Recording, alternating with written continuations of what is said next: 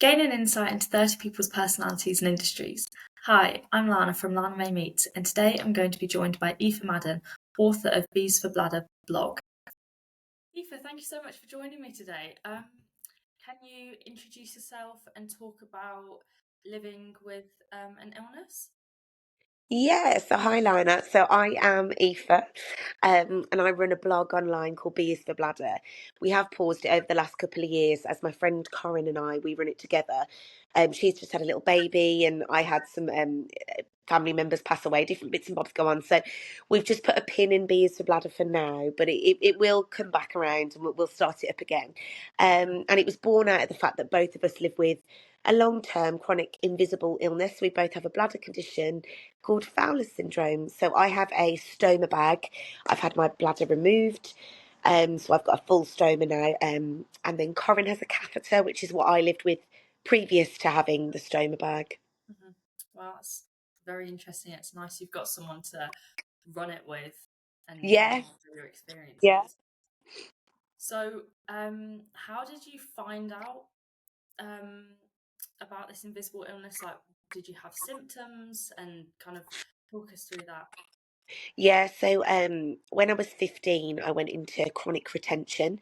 So that's when you can't wee, so your body just holds all the wee in rather than letting it out. Hmm. So I had at the same time I had a bit of a virus, and I was a little bit poorly. It was around the summertime of when I was 15, but I was never a sick child previous. So mum was just sort of like, "Oh, you'll be grand. It's a virus, dose up, get into bed." Hmm. Which I did, but on about day three, ended up feeling quite rough with it. So we ended up going into hospital, and I was put on a drip with just a very standard type of virus. Hmm. And then I contracted shingles in hospital, so I ended up with a band of shingles that was sort of around my groin area, down my leg, and on my tummy. Um, and then I went into full retention. So what had happened was the shingles had attacked the nerves in and around the bladder area, Hmm. and it stopped me being able to wee. So Fowler syndrome is always apparent and always sort of occurs secondary to something else. So you're never just born with Fowlers. Like for example, my friend Corinne there, she who has Fowlers too, she doesn't have the same backstory as me. She has contracted Fowlers in a different way. So Okay. you end up sort of with Fowlers secondary to something else. Okay. That's interesting. It's such a shame that it can kind of latch onto that other thing and develop itself. Yeah, it's crazy. It's an autoimmune condition, Mhm. so it kind of comes about when your immune system's on the back foot anyway. So it tends to be when somebody's quite poorly with something that they end up contracting and living with Fowler's. It's incurable, so you can't get rid of it once you've got it. Um, but you just got to learn to sort of manage it and live with it and deal with the symptoms each day, really. And having that as a teenager must have been like, obviously it would have been life changing anyways, but when you're a teenager you're already going through like so much. How kind of did that just affect your life, like I guess in that immediate future, I guess emotionally, socially? Yeah, yeah, totally. So I think the biggest thing for me was I used to have to self-cath at the beginning, which is when you use little tubes or catheters, self-catheters that you'd put up yourself, like up your urethra, your wee hole. So that was quite traumatic, really. Like, I ended up having to like take a little pocket mirror out with me and some like jelly, some medical jelly, to be able to use that to get the catheter up every time I'd go to the toilet. So you can imagine that at like 15, 16, like in Yeah. college, and um, even just first girls' nights out when I was a little bit older than that as well. And I remember I've got real vivid memories of my friend Sophie passed her driving test first out of all of us. She used to pick us up to go to sixth form, and I just remember her always keeping a bag of my catheters in her glove box, um, just because if ever I'd forgotten one, there'd always be some catheters and some KY jelly in the the glove box. But it was mad. Like another thing the girls did for, I think it was my 16th, 17th, they bought me like a little clutch bag for going out with. But it was had to be big enough to fit the catheters in. So they went on like a mad shopping spree to find a couple of little bags that would fit, would look half decent, but would actually fit these catheters in. I was very blessed with supportive friends and family. But yeah, no, it was, yeah, massive really. Um, and then it affected my education. So I'd started my AS levels, finished that year, went to do my A levels, couldn't finish that, was too poorly, ended up with bad infections, and I've got kidney issues because my bladder doesn't work very well. So your kidney and bladder work in tandem. Um, so I ended up with kidney problems. So I was in and out then. And then I had a permanent catheter fitted so I wouldn't have to put the catheters up my urethra on my own. It's just the catheter kind of just came out of my bikini line. There's like a small hole in the tube and come out with a little tap on the end. And then every time I'd go to the toilet, I'd just sort of empty. It was like having a plastic willy, actually, for want of a better term, Lana. That was kind of what it was like, but it was quite discreet because it could just have a little tap on the end. I could almost just sort of like coil it round and it would go into my knickers and lie really flat. So, in all fairness, I could hide it quite well, like day to day in my clothes and things. So, I guess that's the invisible illness side, isn't it? You know, no one would know that it was actually there. Um, yeah, and then so it affected my education at the time. And when I was well enough, I went and worked in Selfridges for a little while, just for a year or two, just to have a bit of a break before then returning to education to train to be a primary school teacher. But it just took me that little bit longer than all my friends, just because I was kind of on the back foot really with my health. Yeah, of course. That's so sweet about your friends. So that's, you know, that's really thoughtful, and it just, as you said, it sticks with you because they've just gone out of their way to make sure that you're always looked after with them as well, and because Yeah. it's so easy to just forget things all the time, and obviously for you those things are so important you can't forget them. Oh yeah, exactly, totally. Yeah, and I guess it's with the permanent catheter, it's kind of a good thing that it's discreet and you can become a little bit more comfortable and less self-conscious going out because you know that it's discreet. But then it kind of also is a bit sad, is that whole invisible illness thing, in that I'm kind of going through this and no one would know, and it's that whole, like, just difficult to know what people are going through when if Yeah, these things are so discreet. totally. That's it, exactly. And I think as well, almost like I was self-catheter at the beginning, then went to this, it's called a suprapubic catheter. So then moved on to that one. And obviously now I've got a stoma bag with my bladder removed. But it's like every stage you go on to, like the least invasive thing is to self-cath, right? And then you have the suprapubic catheter fitted, and that you can't take that out. That's in you all the time. And you have to have an operation every 6 weeks. Well, I had to have a general anaesthetic every 6 weeks to change the catheter. Some people can have it done awake, dependent on their condition, but that's meant that I've racked up like over 100 general anaesthetics in the last Wow. 15 years. Excuse me. So, even though, yes, it was much better in a way because I wasn't having to put this catheter up all the time and trauma, like the trauma that came from doing that. At the same time, it meant that I was in hospital a lot more. I would get infections a lot more, and it started to affect my kidneys a lot more. So you're in a real catch-22 because in one way it was better to have the suprapubic and not put it up all the time. And then in the next way, I was like, oh no, like I'm going to have to go in and out of hospital a lot more. The hospital began dictating my life a little bit more on that front. So, but I mean, I still travelled. So I was starting to go and do a little bit of solo travelling in my early 20s. So I still managed to go to Asia for nearly 6 months on my own with the suprapubic catheter. So I ended up having to have a procedure in Vietnam, Thailand, and Cambodia with the catheter. So God knows how I managed to organise that. Looking back, I'm 32 now, and I did that when I was 20, 21, so like 10, 11 years ago. I, I don't really know how we managed to organise that. I actually don't really remember, but we did, and I managed to do the bit of travelling, which was with a long-term illness with a contraption, like a catheter that literally comes out of your body, needs cleaning, needs looking after. Um, yeah, I don't know how. I think I was very adverse to like not being able to prove people wrong. Like, a lot of people saying to me, God, you won't be able to do this, you won't be able to do that. And I was just so stubborn to be like, right, I've got to prove you wrong here. So yes, I did manage to do that with all of what was going on, which was Mhm. a pretty amazing life experience. That's unbelievable. What an achievement. Like the amount of people that go travelling, and just end up being poorly out there anyways, let alone when you've got to arrange these.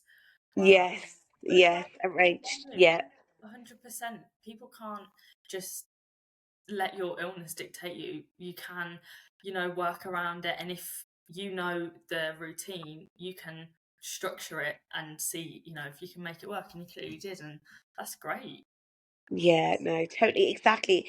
I feel like you could become a real hermit and like end up just sort of retreating when you've got a long-term illness of any, um, of any caliber. But I think for me, it's in my 20s in particular, it made me push harder to try and almost defy the odds a little bit. That, if people were saying I couldn't do something, I'd be like, oh God, I'm going to do that now Yeah. harder Yeah. than ever. I didn't want to do it before, but I'm going to do it now. Yeah, That's true, though, because sometimes when people kind of pity you as such and you like listen to it, you almost start to believe everything, and you yeah, do let yourself kind of wallow a bit, and you kind of get yourself into a bit of a place where you think, oh, I can't do that, it's like out of my reach. But it isn't. Like most of the things, if you can be realistic about it and figure it out, you can do it. Even if it might not be the same as someone else, you can still do it in your way. And I think the way you've kind of approached it is the perfect way to do it, because you probably, if not, you could have looked back and thought, oh, like, oh, I should have done that. And you know yeah, totally. That's exactly it. I think y people around you when you become ill, especially ill with a lifelong thing, want to wrap you up in cotton wool, and I get that. But at the same time, it's like, if I did that, if I allowed that to happen, or even if I wrapped myself up in cotton wool, then I wouldn't actually do anything, because Mhm. I'd be living in fear of getting an infection all the time or having a bad flare when I'd be out. Mhm. I mean, saying that though, there is a certain level of preparation for anything that I do, which, wouldn't necessarily come into somebody of, sound health's mind. Like, even whether it's just prepping medication to go out with, or whether it's making sure like I've slept well the night before if I know I'm going out, because I always start my day off on the back foot compared to an able-bodied person. Mhm. So it's almost checking in with myself. Have I had enough rest? Mhm. Um, I will always take a hot water bottle everywhere I go, even in the summer, because I get terrible kidney pain. So I will take the hot water bottle out with me, or like a heated pad if I'm going away abroad. When I had the catheter, it was always making sure I had a kit ready for if I had a leak. So it'd be spare pants, spare trousers or tights or whatever I needed, wipes and bits and bobs, to change the catheter tap if it was leaking. Um, I'd always, like now with my stoma bag, I have to go out with spare everything as well, just in case. I'm making sure I've got a whole host of medications for every different pain that might come on when I'm out. And also looking at like planning my route out of that situation. So, for example, how am I going to get home if I'm not well? Who's there as my little support buddy if I need some help? Is there a toilet nearby? Do you know that I've got my Yeah. plan B ready for if needed? Mhm. Whereas all this stuff wouldn't necessarily come into the mind of someone who doesn't have an illness, because they just go out with you Yeah. know, no thought to that. So God, it's difficult enough trying to figure out what you're wearing, let alone then having to yeah, get a backup outfit as well. I'd be like, oh my god, but then those tights don't go with that top. yeah, Yeah, no, that's like kind of consuming, isn't it? Having to constantly think about these things, and it takes a little bit more time to kind of get ready or go somewhere, because you're constantly kind of double checking you have everything, and like a lot of thought has to almost go into every aspect of daily life, really. Absolutely, 100%. Yeah. I mean, there's something called the spoon theory, and it's a theory linked to chronic illness and disability.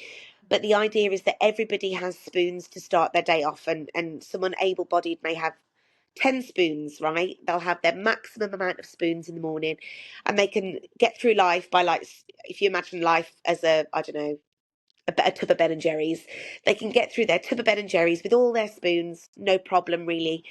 They can get through the tub to the bottom, and by the end of it, they may have used most of their spoons. They might go to bed with their 2 or 3 spoons left, but they'll wake up in the morning fully recharged with their 10 spoons. Whereas for somebody with a chronic illness, we start off the day with maybe 6 spoons. So to get through the ice cream, or whatever it may be, using our spoons, it depletes us a lot easier than somebody who's able-bodied. And talking about your kidney pain, is that something that you will have to kind of deal with now forever, or is there kind of a resolution to that? No, so I had my bladder out 2 years ago, which was the best thing I ever did, actually. I wish we'd done it years before. Now, we couldn't do it years before because the NHS wait list was so long, and there was a very strict criteria that I had to meet before I could actually have my bladder removed, which I find so frustrating because I actually have ended up costing the NHS so much more money doing it that way than if they would have looked at me at age 25 and said, right, enough's enough for this girl now. She's Yeah. had so many procedures. She's in and out of hospital all the time with infections. The catheters aren't good long term. She's got so much of her life left to live. Let's get this bladder gone. And then it will have less effect on her kidneys long term. But that never happened because you kind of need to be on death's door before something's done. And as poorly as I was, I just wasn't like dying yet, which is ridiculous. But this is how our NHS here in the UK works because it's reactive rather than proactive. So it's brilliant when you are in a dire straight situation. Let's say you've had a massive car accident and you're wheeled into hospital. They will fix you. They will try their best to fix you right. And it's great with anything like that that needs sorting there and then, reactive situations. If you've got something, I don't know, like let's say you need a hip replacement, it's going to, they won't do anything until you literally cannot walk. And by that stage, the hip issue may be affecting other problems, other parts of your body. You may have secondary issues because they've left you waiting so long. Whereas if they'd actually just done the hip replacement when it needed to be done or when it first was spotted, then it wouldn't have affected other things in your body. Therefore, you now rely on the NHS for help with the other things that has now affected. So that's the same for me. I mean, my bladder was left in me for so long that it started affecting my kidneys. Eventually, 2 years ago, this Sunday actually, 2 years ago, this Sunday, my bladder was removed and it was massive, massive surgery, 10.5 hours. I nearly lost my womb when I had the operation as well. They had to break my pelvis, my pubic bone.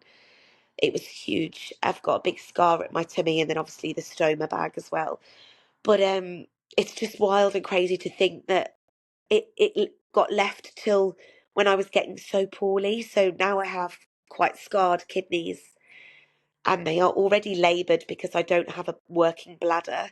So, the wee has created the urine in your kidneys and then mine goes down my ureters into my stoma bag, whereas yours would go down your ureters into your bladder. So I just have to be very mindful of kind of the look of my urine, the smell of it, the consistency of it, and anything that's alarming me, or if I have a temperature in particular, I need to get straight up to hospital because I don't have a reservoir of a bladder internally anymore. My UTIs, urine infections, would affect my kidneys so quickly. And last year I ended up with urosepsis from this. So I was very, very poorly in hospital. So I just need to be more vigilant now with any kidney things. Do you know? I don't want to end up, going back in really unnecessarily. It's such a shame that they take that kind of the NHS. They take that more short-term view in the fact that they Yeah. think, oh no, we can't do that because that's really expensive today, but they don't then kind of assess that, as you said, that longer term look of, okay, if we don't do it today, then this is what it's going to cost for the next 5-10 years, and that's actually going to end up triple the amount of money. Yeah. Obviously, as you said, it's amazing in a lot of senses, and lucky to have like free healthcare, but Yes. that, you know, that posed a major risk for you then down the line, having to kind of cut it that close. And then, like you said, it's given you issues in other areas that are now going to affect you and forces you back into hospital and, you know, having to be treated again. And one, it's a cost for them, but also for you, it's, you know, a cost of your time if you're having to take time off work, and also just like your routine, you know, your health. You don't want to have to kind of have that all the time. You're absolutely right. It affects everything then, and I mean, I always say at our NHS, I'm so lucky and so grateful. It's so beautiful. There's such fantastic, wonderful vocational people working for it that really want to help, and really care about the person. But the care hasn't become, like, generally the care has become, it's not become person centered anymore, if that makes sense. It's like, what what's the least we can do right now Yeah. that's going to let us away with costing the less, but right now? Do you know what I mean? Like you said, actually we need to be more forward thinking here, don't we? And think, well, actually, what's the long term costing for this patient?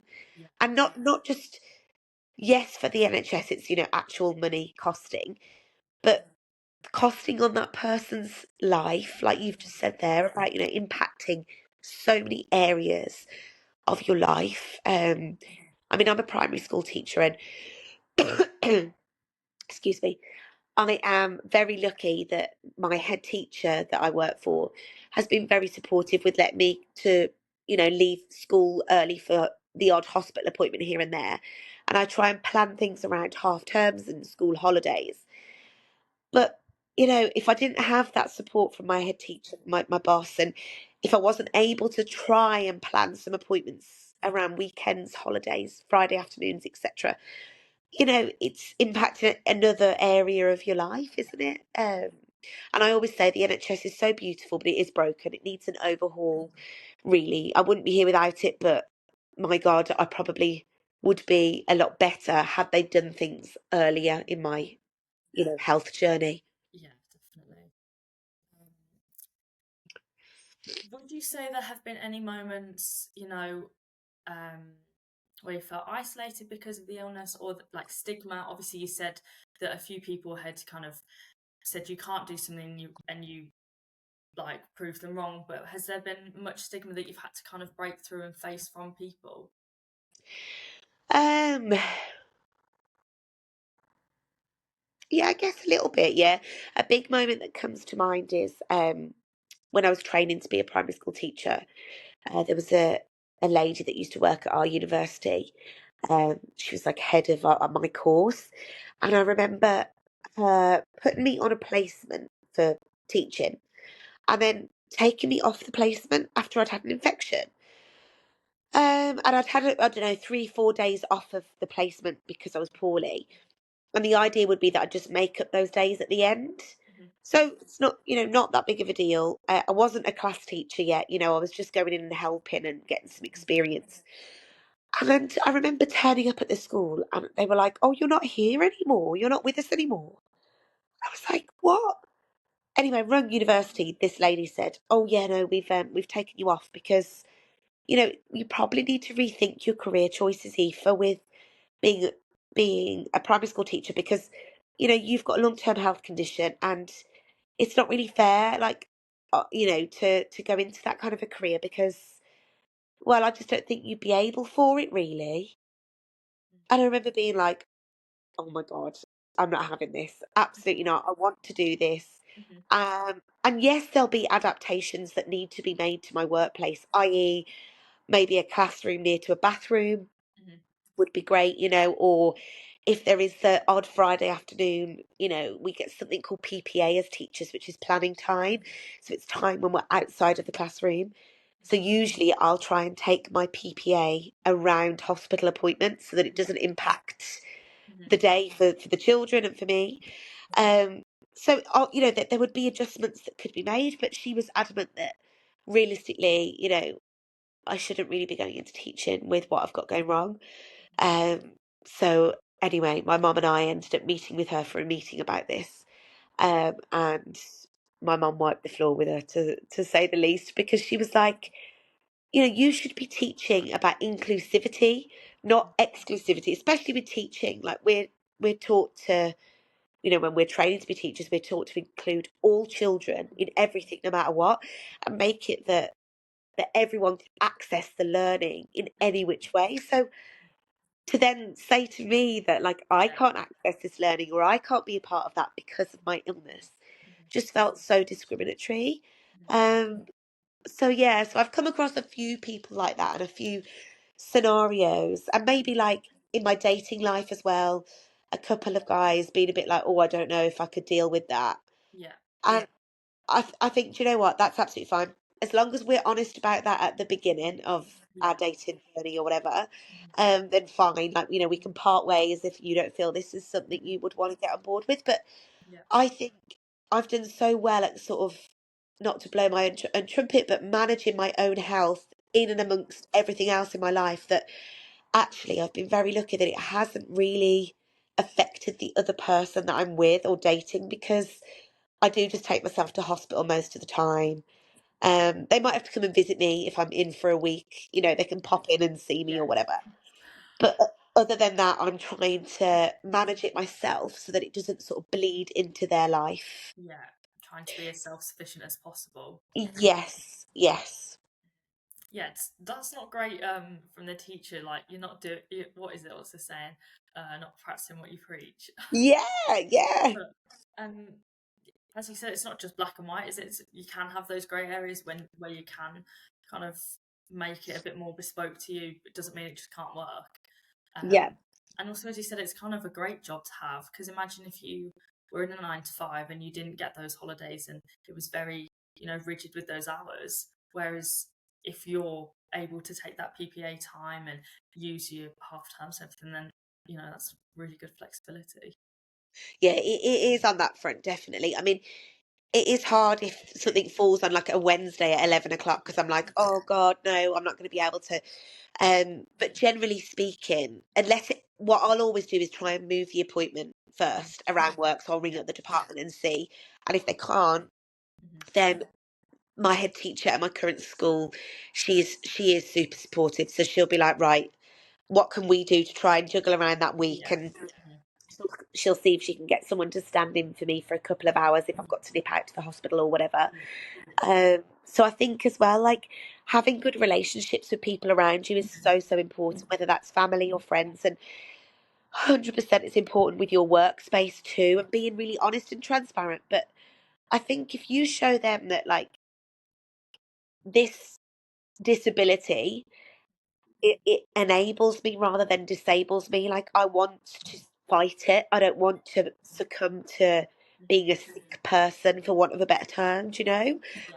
I think if you can show them that attitude is within you, and like, you can continue to try and fight every day to prove people wrong, prove yourself wrong, or just, kind of beat the odds that are set against you, then I think that's a Yeah. really good attitude to try and adopt when you've got a chronic illness. No, that's really empowering. Like, for people to kind of hear that, that would a lot of people, it would spur them on and push someone to think, no, actually, I'll try and do this myself. And it might take a bit of time, like going through Yeah. that yourself. But as you're saying now, like, you are self-sufficient and you will take yourself to the hospital, and that's from practice. And it's good to kind of put yourself out of your comfort zone a bit and just do that, and know that if that day's gone a bit badly or you're not feeling great, that you do then have that support network around you for people to kind of call on if you need their help.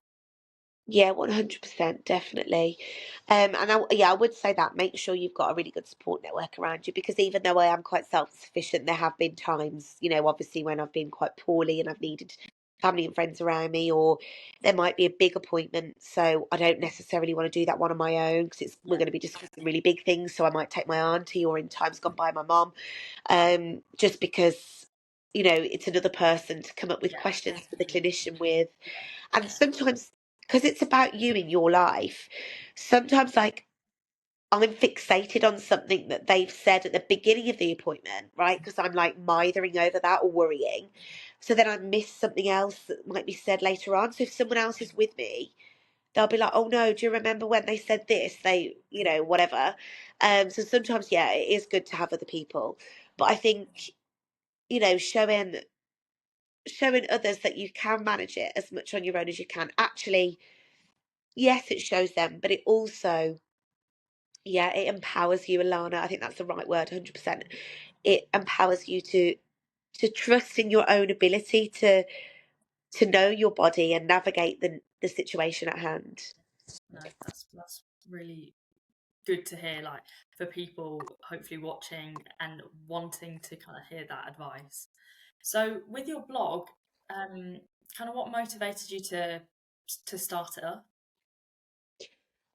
So it was during lockdown, actually. I think obviously everyone had a little bit more time on their hands, didn't they, during COVID? But I don't know. I'd been thinking about writing stuff down for a long time.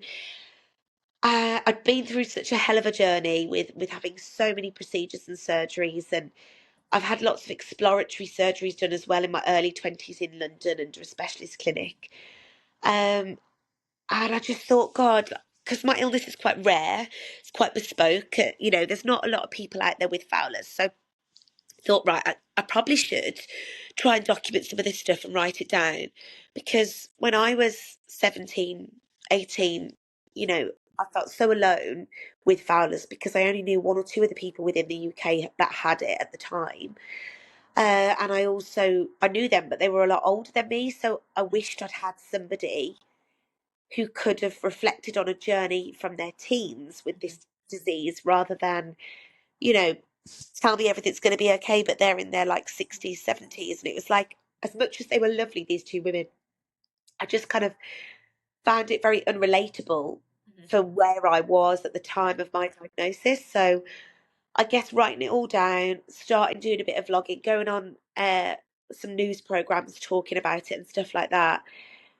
I wanted to sort of normalize it Mhm. and bring it to the mainstream platform as well, and then use my pain, I guess, giving my pain purpose, use my pain to help somebody else. Maybe I could be the key to someone else's prison, to help them realize that everything, Yeah. it won't be the same, it won't be ordinary, but it will be okay. Like they will manage to live some near normal, some sort of near normal life with their condition. That's really good that you started it because, as you said, the two other people they were great, but they weren't relatable. And I'm sure there are people reading your blog, even if it's not the exact same illness, even if it's another one that's a kind of a smaller like not smaller, but um, not many people have it. They would still Yeah, appreciate listening to your story and kind of little day to day things that they could relate to as well. Um, definitely. I think and what I've learned from doing the blog, big style as well, is that yes, I have Fowler syndrome. It's quite rare, but actually, like the invisible illness community is a lot bigger than just Fowlers. There's so many illnesses that are invisible. So it's quite nice because online there is a really nice sort of community of people that suffer with long-term diseases, long-term illnesses, and kind of try to defy the odds every day. So it's quite nice that it's a club that nobody would ever want to become a part of. You don't want a chronic illness long term, but actually there's a lot more people out there suffering with things than we realize. So I think being open and sharing, I think it's great actually. Do you know, I think sharing your story, actually comparison brings joy for me. I know the saying is comparison is the thief of joy, isn't it? But actually for me it's like it's opened me up to a whole other community of people that I would never have yeah. known were out there, had I not started writing things down and talking openly about it. Mhm. Did you ever struggle with kind of balancing that, like personal vulnerability and not like oversharing and your whole well-being, or was that kind of all right? Uh, I'm an oversharer by nature anyway. I think because from such a young age, like, so I'm 32, from 15, I've had this. So for over half of my life, I have had to overshare because doctors have had to look at every bit of my body, really, and quite intimate areas, especially when it's obviously where you wee out of as a woman. It's, our private area, really, isn't it? So, I've become quite good at documenting things, whether that be just like writing down my symptoms daily or, keeping a log of stuff ready to share with a clinician. So, and actually, even around family or friends, I have wanted to share as well. So that's quite good because I've wanted people to try and understand what I'm going through and to be a part of it with me so that I feel less alone in that scenario. So I didn't really like struggle with the oversharing side of things online because I was so used to sharing anyway. Was that your question, Lana? I feel like I've gone off on a tangent there. Just that was just about whether you struggled to kind of balance that oversharing and kind of like personal experiences, maybe not wanting to share. But I guess oversharing is probably a better way to do it because it makes it seem more real to the people Yeah, listening, reading yeah, it. It's not like, oh well, they almost pick and choose like what sounds best for the story. It's like, okay, you're getting everything, and then I don't know, if you're just a bit more real and candid, aren't you? definitely. I think that's the way forward to do something like this because if you're going to start a journey like that, it's like, oh, I might as well share it all. Do you know what I mean? Because and I think the highs and the lows are very important to share, and even like some of the gory bits and the sad bits or whatever in between, because again, because it is so hidden, a hidden illness, people don't realize sort of what you're going through every single day. So I think it's important to bring that to the forefront. Yeah, definitely. And I know you said that the blog has kind of taken a bit of a break, kind of at the moment. Have you got any plans to kind of restart it, or anything you're excited about for it, or? So we had a podcast with Solihull Radio called C's for Chronically Fabulous, and I'd like to get back into sort of doing that again, really like a little radio show or podcast, which was great. And I sort of interviewed other people with other chronic illnesses. So yeah, really enjoyed doing that. So I'm looking to sort of do something like that when I kind of dip my toe back in the water again, maybe first off. Um, it's hard because Corinne's had a little baby. She's got a little boy, Lenny, now, and then obviously I'd lost my mom, and there was lots going on in my own life. I kind of felt like I couldn't. I had to be there for myself and my immediate family Yeah. wise Mhm. first before trying to support the wider chronic illness community at the moment. My priority was just me and my family. So I'm still on a little bit of a healing journey at the moment with sort of recovering from all of that. Yeah. Um, but I definitely, I mean, in the next year or so, I'd love to set it up as some sort of a foundation or a charity. So I've got lots of potential plans for it. It's just when feels like the right time for me. And if I pick it up again, I want to know I'm there in that space, ready to go, and I don't want to have to then pause it again. So I need to just sort of make sure I'm good to go, and then Yeah. we can roll again. Yeah, 100%. You need to make sure that you can give it 100%. There's no point kind of overwhelming yourself. And also, like you said, you need to prioritize yourself first and foremost before you kind of try and do anything like that. It's just wouldn't be good for your health, like mentally or physically, like then down the road if you try to do all of this and then it's kind of like too many spinning plates and Yes. yeah. Would you think, obviously you said you liked doing the podcast and starting a charity. Have you ever thought about maybe trying to do any like collaborations with companies in terms of, I don't know, like I'm literally just thinking off the top of my head, but would obviously you said about leaks, would there be any kind of like clothes companies you could maybe do some sort of? Yeah, definitely. So so I've got a website as well, B is for Bladder. If you just type that into Google, it'll come up. But there's actually a page on there for collaboration. So we've done quite a lot of work with a few medical companies that make stoma bags, that make catheters, that make dressings. I did a little bit of work with a company that make pants for people with stoma bags and things, and with people with catheters who have leaks and stuff like that. And a friend of mine, Victoria, she runs a clothing company for those with invisible illnesses. So yeah, I definitely would look at going down that route as well. But it's kind of like building up your portfolio, isn't it? So I'd have to dip the toe back into the water and kind of get going with it again. And then, yeah, once I guess I had enough sort of work behind me, maybe people would want to use me a little bit more. Yeah, no, that's exciting though. There's lots you can do with this. As you know, Yes, platforms yeah, almost dive off with lots of different things. So, definitely. just the last few questions then, really. Like, what would be some advice you'd give to someone if they were newly diagnosed with a chronic invisible illness? Um, the advice I'd give, I guess, reassuring them that yes, life will be different now, but that doesn't mean it can't still be beautiful and you can't still fill it with wonderful things and you can't still live a full and fulfilled life. Um, and I definitely think that having a good support network around you, of family and friends, is super important. So letting people in, don't close the door to push people away and try and deal with it all on your own. Sometimes, you need a friend or two there to help carry the load with you. And I think, building that little network around you is really, really important as well. Mhm. Um, and also I think as well, being honest with people around you when you're not well or when you're having a really great day, being honest, because that will really help people to be put into the picture, especially with your work life or whatever like that, or your relationship wise, being really honest from the start about where you're at. Because I think the more you own it, the more other people will accept it as part of you and then be able to support you in the way that you need. Mhm. And what would you say helps you most on a day-to-day basis?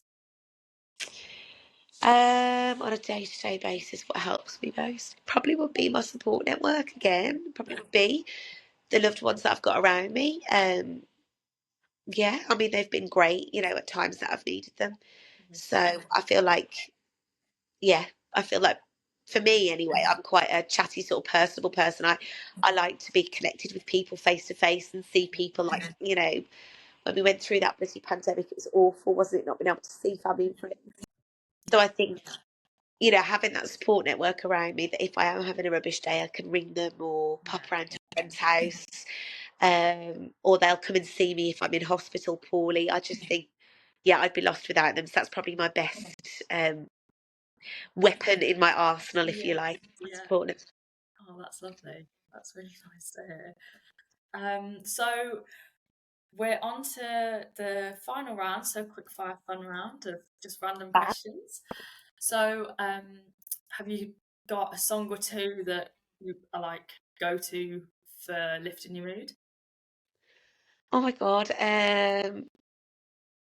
Go-to mood lifters.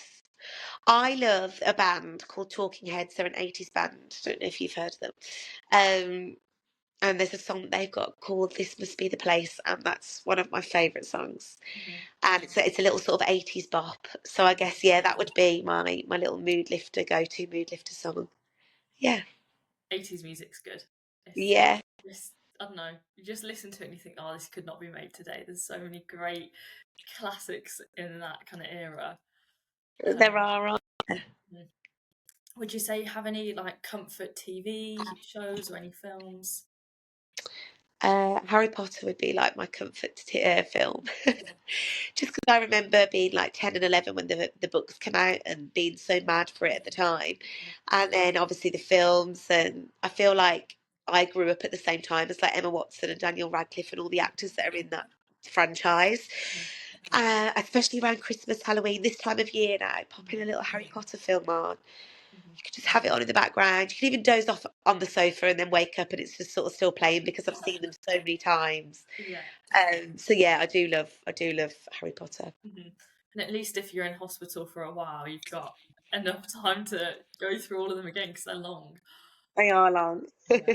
My housemates this year at uni, they were obsessed with Harry Potter. So if I'd come in from training, I'd guarantee like 4 nights a week there'd just be a Harry Potter film on. I'd be like, okay, well, it's fine if I've missed the first half last week, so I'm getting it this week, because they just kept. Yeah, that's brilliant.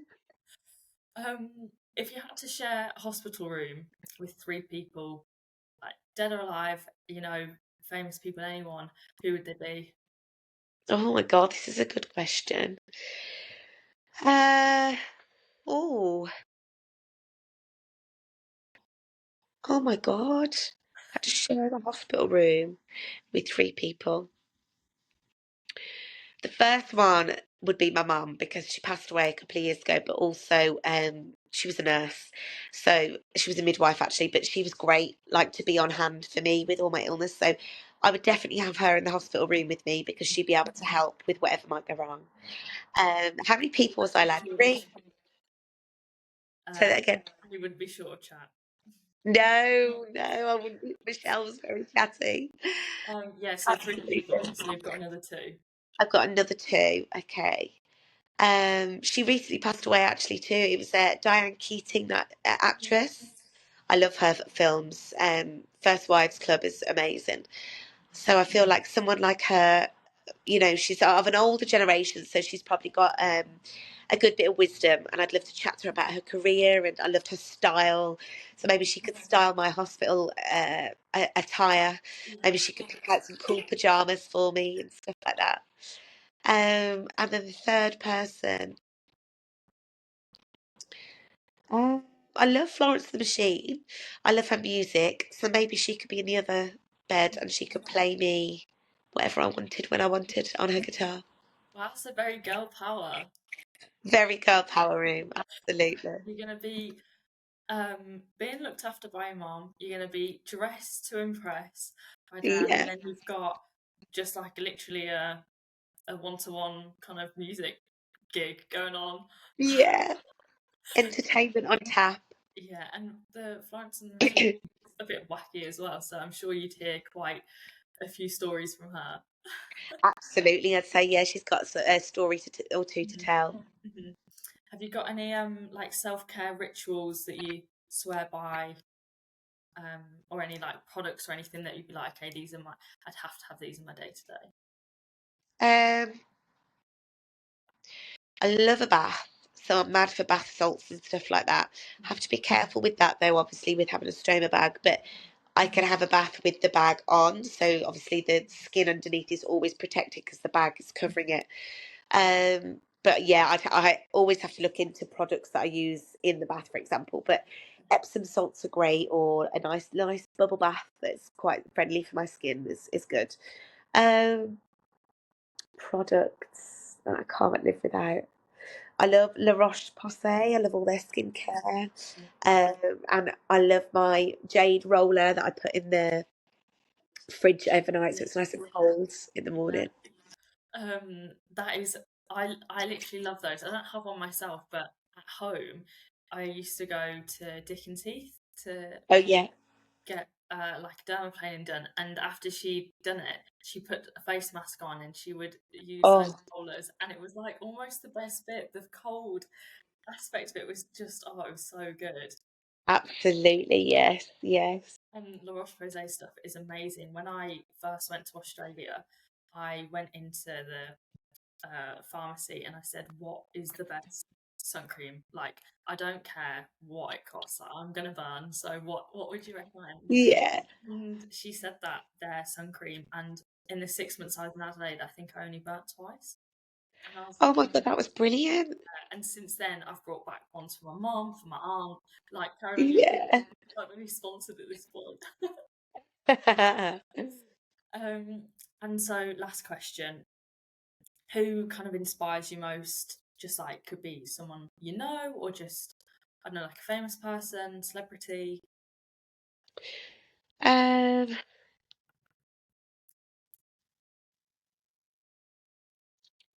who inspires me the most? I'd actually have to say probably my nan, my mum's mum.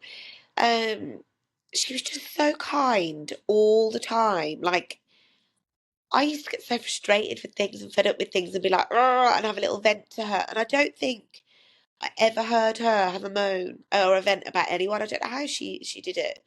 She was so inspiring in her way and her manner and her just ability to just sort of digest life, you know, and not. She never she never seemed to like, kind of carry her scars and her battle wounds like in a bad way. Do you know what I mean? They didn't damage her. They made her a more positive person. Like they never made her negative or, a drain for anybody. She was just always so upbeat and positive and amazing. And I try and adopt that. I mean, it's hard some days, but I try and adopt that in any which way I can because it's just a great attitude to have. And my brother's very similar. So I feel like the two of them are big inspirations for me. That's lovely. And it's good to have that person, isn't it? That's kind of always positive, because it sometimes gets you out of that little negative Nelly moment you're having. Yeah. Yeah. Yeah, I mean, she was realistic about things too. She wasn't always sort of like toxic positivity, if you like, but she still always managed to kind of Mhm. fight through and pick herself up. She Yeah. was amazing. Mhm. Well, that's the end of the interview. Thank you so much for sharing your story. Um, Obviously, people can look at your blog online, Yeah, as you said, and you've got an Instagram page. Did you want to kind of? I know people can't reach out to you at the moment because you're taking a break, but do you want to maybe talk about those pages in case people yeah. find them? Yeah, definitely. So the blog page is bsforbladder.com, but it'll also be on the Instagram, like it'll be in my kind of bio bit. But it's at B is for bladder. So the letter B, ISFOR bladder. B is for bladder. I'm a primary school teacher by trade, so a lot of my blog posts follow an alphabetical kind of vibe because yeah, the alphabet obviously is something I'm involved in every single day with teaching little ones. Um, so yeah, but definitely check out the page. Definitely follow us on Instagram. We will be back. Maybe sooner than you think. We'll see how we get on coming into 2026. But there's loads of stuff on there already to like digest and read, and even if yes, I'm not on the page at the moment answering messages and stuff, but if you pop into my inbox anyway, because I will get there at some point to getting back to people. Yeah, amazing. Well,